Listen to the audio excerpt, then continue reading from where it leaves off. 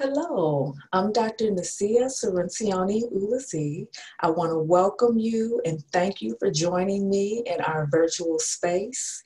During our time together, I am going to be broadly discussing diversity as it relates to leadership within the field of applied behavior analysis. And from this point forward, I'm going to refer to applied behavioral analysis as ABA. But more specifically, I am going to be addressing the barriers, both potential and actual, that myself as a Black woman and other Black women experience as we pursue and attain roles of leadership within the field of ABA. The bulk of the content for this lecture that I'm sharing with you is an outgrowth of an article that I wrote and submitted for publication to the Journal of Applied Behavioral Analysis and Practice. I'm very happy to say that the article was accepted for publication and should be published sometime here in the near future. And I'm very proud of the work and the people who supported me and moving the work forward and getting the article to where it was publication ready. You know, I reflect back on when Dr. Jonathan Joseph Tarbox sent out the call for papers. He engaged in some very enticing, or at least enticing to me, verbal behavior. He sent it out and he said, look, we're doing a special issue on diversity. You don't have to be white, you don't have to be a man. And that language really spoke to me.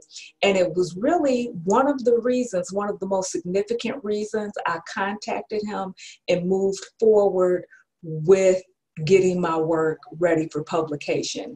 And he was instrumental in connecting me with Dr. Susan Wilsinski, who has been an amazing support, editorial support. She's provided mentorship and sponsorship along my journey in becoming a better academic writer. So I thank her for that. Before I do start, one of the things that I want to do is operationalize the definition of leader.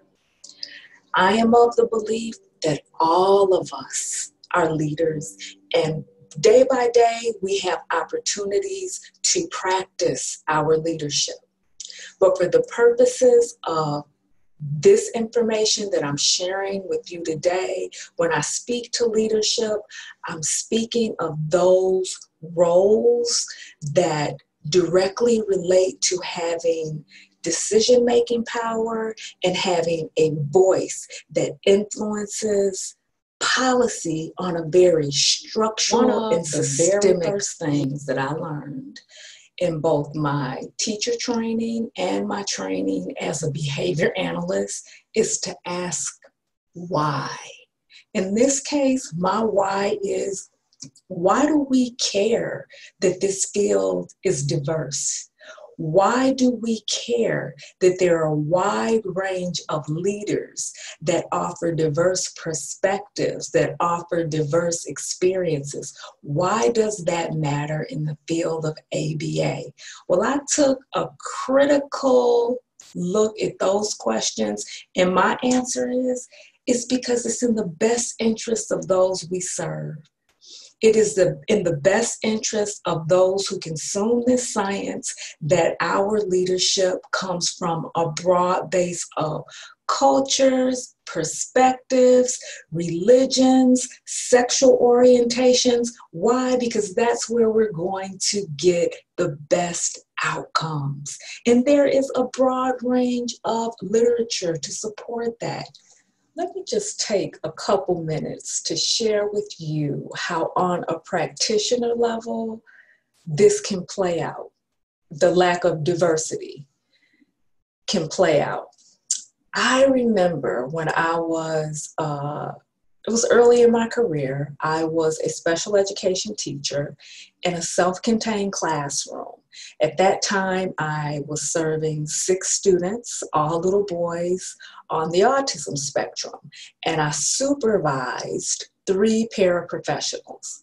This particular year, something happened. I had traditionally, at that point in my career, had only supervised female paraprofessionals, but this year I had a young man join our team.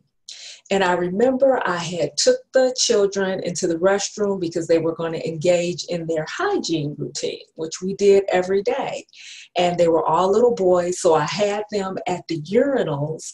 And I remember my directive to the parapros, and they were all very young women like myself. None of them had had children yet.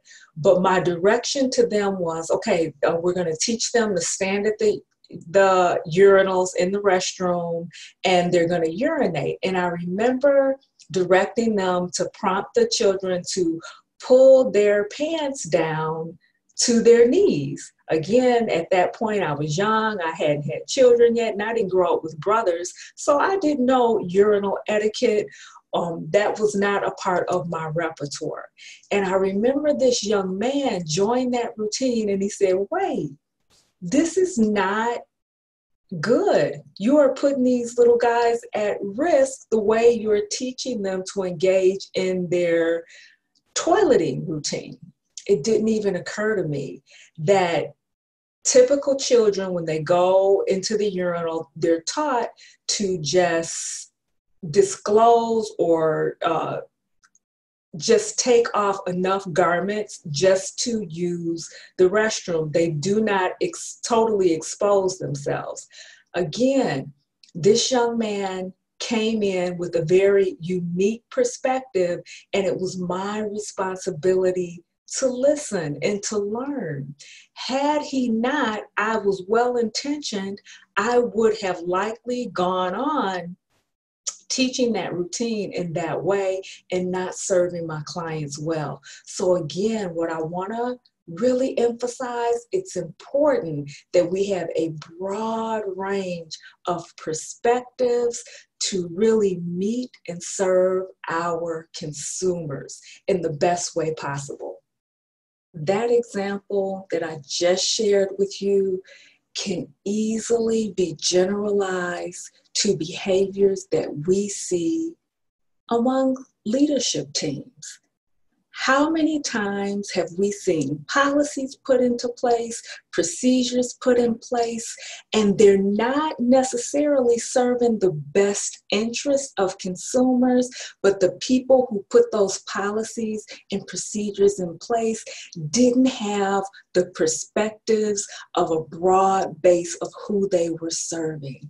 Again, this is why it's so important that we make sure that when it comes to leadership, we have enough voices and perspectives represented, because that's the best way of us to meet consumer needs.